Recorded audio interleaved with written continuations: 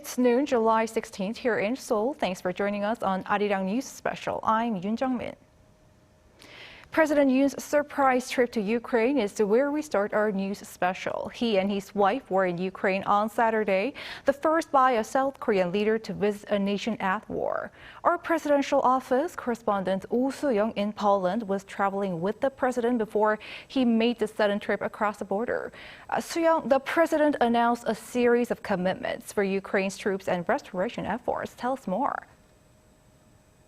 Good afternoon, Jung-min. Yes, indeed. President Yoon Suk Yeol, in his high-stakes trip to Ukraine, sat down with President Volodymyr Zelensky, reaffirming his support for Ukraine's efforts for peace and recovery as Russia's invasion of the country continues. The two leaders agreed on a new support package for Kyiv, which they labeled the Ukraine Peace and Solidarity Initiative, consisting of stronger military, humanitarian, and reconstruction support from Seoul. Now, Yoon did not announce any lethal weapon support, but pledged to expand supplies of critical equipment for Ukrainian forces. Specifically, we can happily conclude that an agreement on the transfer of specialized vehicles and technical equipment, including for demining, is already being implemented. This helps us preserve human lives. Thank you, Mr. President, for new initiatives on financial, technical and humanitarian aid to Ukraine. Now, Seoul plans to increase humanitarian aid by $50 million, around 30% compared to last year, to $150 million in 2023. Now, President Yoon also noted that around $100 million has been allocated for long-term low-interest loans in a bilateral MOU signed by the two sides on funding Ukraine's various reconstruction projects. This all comes after Yoon on Thursday announced Seoul had forged a three-way system with Kyiv and Warsaw to provide governmental support for recovery ventures and cooperation, with an estimated $52 billion worth of private and public initiatives already in the works, spanning nuclear power plants, airport and rail facilities, as well as advanced urban infrastructure.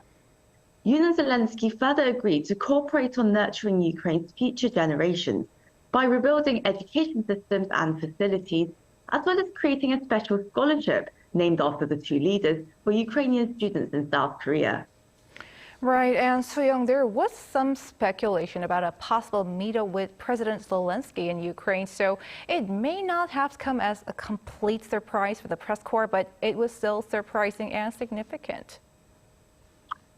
That's right, Jung-min. You really couldn't discount the significance of this trip at all, with President Yoon Suk Yeol, to quote him directly, representing South Koreans in their unwavering support for Ukrainians as they continue to withstand Russia's invasion for 17 months now. Here's what the president had to say. 우크라이나의 연대와 희망의 메시지를 전하기 위해 여기에 왔습니다. 저는 저와 우리 국민은 우크라이나가 자유를 되찾을 때까지 국권을 회복할 때까지 여러분들과 함께 할 것입니다.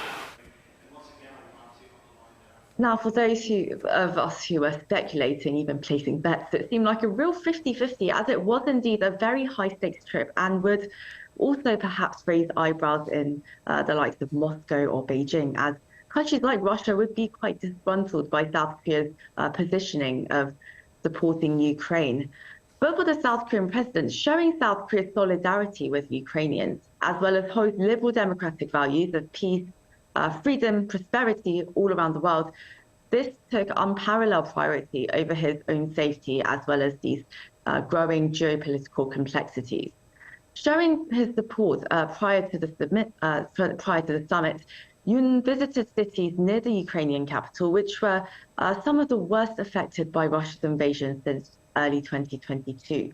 President Yoon traveled to Bucha, a city whose people suffered brutal war crimes and massacre by Russian forces. Yoon also toured Irpin, where this fighting had led to nearly 70% of the city being destroyed. The president, surrounded by this devastation and reconstruction efforts in these Ukrainian cities, he later cast hope for the country's future, based on South Korea's own rise from the ashes of war in modern history, talking about the miracle on the Han, how that could actually cast hope for Ukraine's own miracle on the Dnipro River. All right, thanks to Young for your reporting. Hope you have a safe flight back home. Before his one-on-one with President Zelensky, President Yoon and his wife visited the areas in Ukraine where civilian massacres have happened, sharing sorrow and pain with them. Or Kim Jong-sil has more. The first place President Yoon Suk Yeol visited in Ukraine was a small city called Bucha. It's just a short distance from Kyiv, which became a target for Russian troops to create an outpost in the early stage of the war. The Russian military only stayed there for just about a month around last February, but during this short period, Bucha experienced nightmares. At the St. Andrew Church on Saturday, President Yoon was shown pictures of the civilian massacre that took place in Bucha. 전쟁 개시되고 한 달 조금 지나서 회복을 했어요. 그 사이에 지금 More than 400 bodies were found there after the withdrawal of Russian troops. Ukrainian President Zelensky had called those killings an act of genocide. President Yoon and First Lady Kim Gon-hee then moved to the cemetery carrying lanterns in their hands and paid respect to the victims. They then moved on to the neighboring city Indepth, where 70% of the social and residential infrastructure was destroyed due to the Russian invasion. The president looked over at the buildings destroyed by bombing and cars that had shelling damage. The Ukrainian government says around 1,400 civilians have died in these two cities, including 37 children. When he arrived in Kyiv, the president visited the Wall of Remembrance and placed a wreath. 러시아의 불법 침략으로 인해 무고하게 희생된 우크라이나 시민들과 자유를 수호하기 위해 목숨을 바친 우크라이나의 젊은이들 그리고 그 유가족분들에게 깊은 애도를 표합니다. The South Korean presidential office explained this visit is to stand in solidarity with Ukraine as a responsible member of the international community. Kim Jong-sil, Arirang News. President Yoon's trip to Kyiv has strengthened ties not only with Ukraine but also with the U.S. and Japan. This likely brought the three countries closer together as they work to hold a trilateral summit next month. Our foreign affairs correspondent Bae Eun-ji explains. As South Korea works to strengthen partnerships with the U.S. and Japan, President Yoon's visit to Ukraine is expected to have brought the countries closer together, ahead of their trilateral summit scheduled for next month in Washington. The three countries now appear to be united, centered on Ukraine, as Yoon highlighted the importance of freedom and peace. 대한민국은 우크라이나의 자유와 평화, 번영을 가꾸는 동반자가 될 것이며 나아가 우크라이나와 함께 세계의 자유, 평화, 번영에 함께 기여하는 믿음직한 파트너가 될 것입니다. 그 희망찬 미래를 향해 저와 젤렌스키 대통령은 더욱 긴밀히 소통하고 협력해 나아갈 것입니다. Leaders of the U.S. and Japan have already visited Kyiv earlier this year, and pundits say Yoon's visit to Ukraine could be part of South Korea's efforts to strengthen security cooperation with the two countries. In February, U.S. President Joe Biden made a surprise visit to Kyiv and promised to provide $500 million in additional military aid. This was his first visit to a war zone as president, and it was rare for a U.S. leader to travel to a conflict zone where the U.S. or its allies did not have control over the airspace.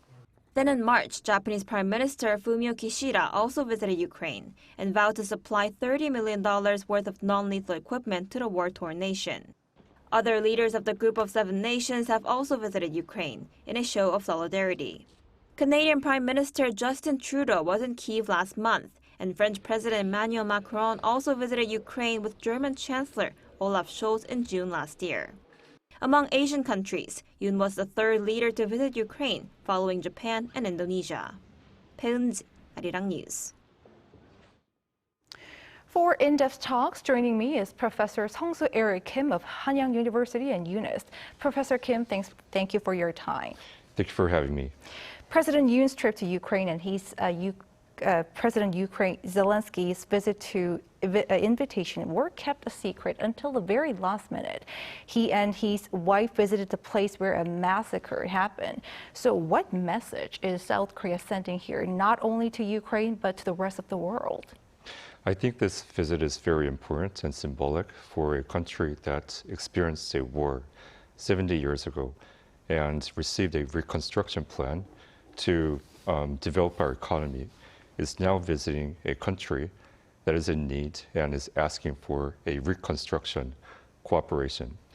And I also think that this visit was somehow had a prelude during the G7 summit in Hiroshima, when President Yoon and President Zelensky had a short meeting.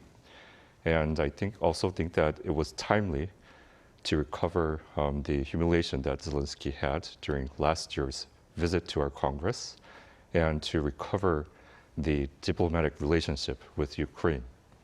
So we are further discussing how we can advance our leadership in the global society, as President Yoon has emphasized during the Yoon and Biden summit, and also in the Yoon and Kishida summit, that Korea will more and more take the responsibility to promote freedom and democracy and a market economy in the world.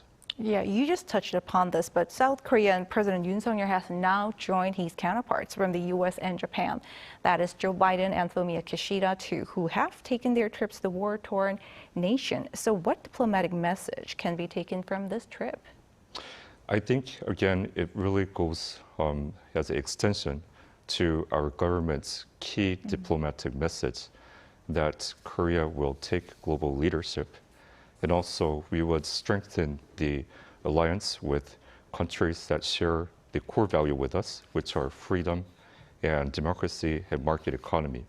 So in that line, the Ukraine case is at the center of the Indo-Pacific strategy that U.S. is leading, and it is clashing with the new order that China and Russia is trying to impose.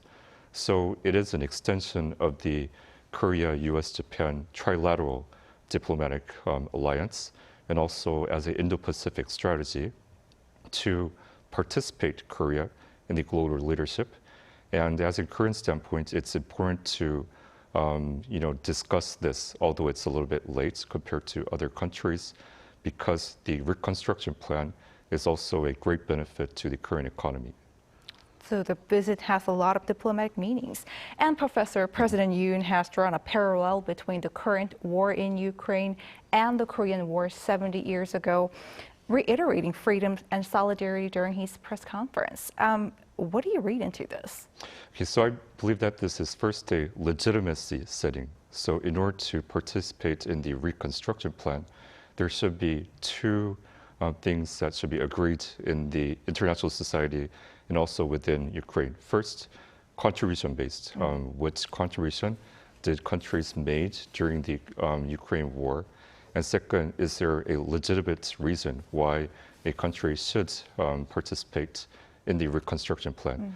Of course, we are showing contribution to the Ukraine war, so we are qualifying for the contribution base, but setting a legitimacy that a country that was in need 70 years ago is now returning that core value of freedom and democracy and free market will give a core legitimacy to the international society and the Ukraine government to qualify Korea for participating in the reconstruction plan. So I think that is one of the core reasons why we should emphasize that we are returning the reconstruction plan to set the legitimacy. Legitimacy, you're saying. And as part of the Ukrainian Peace and Solidarity Initiative, the Korean president pledged more military aid to Ukraine. Supplies. There was no mention of lethal aid provision, though. So do you think there will be a shift in policy under certain circumstances?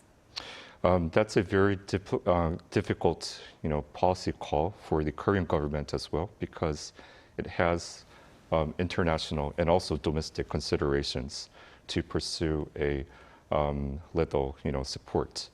But again, the reconstruction participation is on contribution base. So, of course, Ukraine will prioritize countries that have had shown heavy military support, which are US and other European countries they're doing. So in order to consider a higher priority in contribution, I think the government has a chance to also consider a more active role in military support. But this consideration should be aligned with our future strategy with Ukraine. Because we are really strong in the defense industry right now, as symbolized with our sale of FA-50 to Poland recently. So if we are considering, selling our defense, systems to Ukraine, then the government will engage in a more active consideration of supporting Ukraine, especially our KF-21 will be commercialized sometime during 2026. And we will consider a collaborative strategy in the Ukraine support with the defense strategy and the diplomatic strategy and the economic strategy together. And they are also taking into account its relationship with Russia when considering providing lethal aid or like US, the cluster munitions. Right, but I think that the government participating in the Indo-Pacific strategy already sets a strong line with Russia and China. Of course, we should be strategic approaching Russia and China, but just for the fact that we are having a trilateral alliance between Korea, US, and Japan, and participating in the Indo-Pacific strategy is also setting a line. So the government will be a little bit more comfortable in making those decisions. Right. And Presidents Yoon and Zelensky agreed upon cooperation in rebuilding infrastructure in Ukraine. Professor, as you mentioned, the reconstruction, both at government and business levels. So what specific role can we expect from South Korea after the war? We are strong in many areas. First, we are very strong in construction, as we have a long history constructing the infrastructure in the Middle East. And still, we are one of the most competitive partners when it comes to infrastructure construction. And we are very strong in digital infrastructure reconstruction as well, and energy and health and bio, and also education. So there's a variety of fields that we can contribute to Ukraine, but what they would mostly need is a digitalized infrastructure if it comes a reconstruction plan. And we are very strong in those initiatives. So we should consider a global alliance in participating in those digitalized infrastructure construction. For example, like the latest telecommunication technologies, or digital infrastructure such as data warehouses, etc., and energy. We can also consider nuclear plants in Ukraine because they will need a lot of electricity, and it's the nuclear power plants are the most efficient source to provide mass electricity at demand. And we have really strong healthcare system, so we can cooperate in building hospitals, and also we can also provide education support. We have prestigious universities that can help retrain the Ukrainian, education. The problem in Ukrainian education right now is that a lot of young generation had to evacuate during the war. So there is at least a discontinued education of 3 years, which Ukraine needs a strong support. A range of cooperation areas. And there's been pledges for more financial and humanitarian support, including a scholarship program. So what stood out to you among these announcements and why? One of the core diplomatic strategy of Yoon's administration is human exchange. Yeah. So if you look at the Yoon-Biden summit or other summits that we're doing, human exchange is always included. For future generations. For future generations, and yes, for students and researchers, I would say. And our economy also grew based on scholarship support from the U.S. government mainly. I'm the secretary of the University of Missouri Alumni Association, and Harry Truman, which is a University Missouri,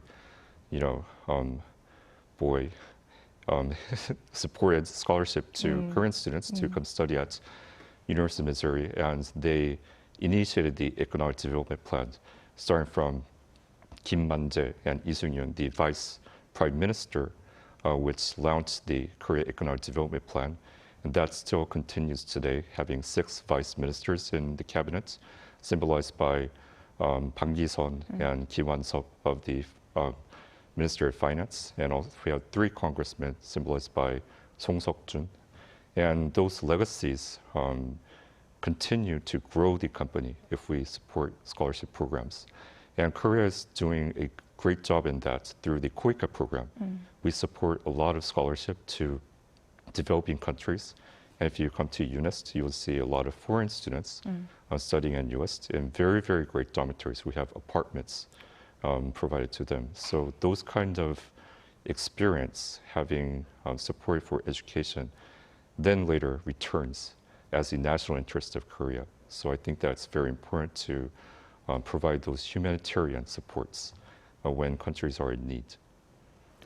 And this week in Warsaw, Korea forged a cooperation system with Poland for post-war reconstruction in Ukraine. That is worth some $52 billion in time for the summit between President Yoon and his Polish counterpart, Andrzej Duda. What's your assessment of this, and what follow-up measures do you need here? Usually when we sell weapons in the defense industry, it comes as an exchange package of what the selling nation will provide to the buying nation. And so we can consider a number of cooperations in that domain, diplomatic cooperation, economic cooperation, but it usually comes in an economic cooperation package. Of course, Poland will be interested in participating in the reconstruction plan, but Poland does not have the industry base or the technology base to actively contribute in the reconstruction plan, in my opinion. So they need a counterpart like Korea to go together to participate in the reconstruction plan. And I think that it's a win-win situation for Korea as well, because Poland is neighboring Ukraine, and it will be cheaper to supply materials from Poland to Ukraine than importing from other countries far away. So it's I think, a win-win situation where Korea can lead the technology and Poland can provide supplies. So I think that will be a best strategy between Korea and Poland. Then it's a leadership problem. I think Korea should lead which industries and projects Korea and Poland can cooperate together, and in a model that Korea provides technology and leads a project and Poland provides supplies. Briefly before you go, Professor, the South Korean leader was in Lithuania for the NATO summit this week too. South Korea is ramping up cooperation with NATO and the West. So what does South Korea gain from this diplomatic approach? So again, the Yoon's administration's key diplomatic focus is showing global leadership and also forming alliance with the countries that share the core value of freedom, democracy, and a market economy.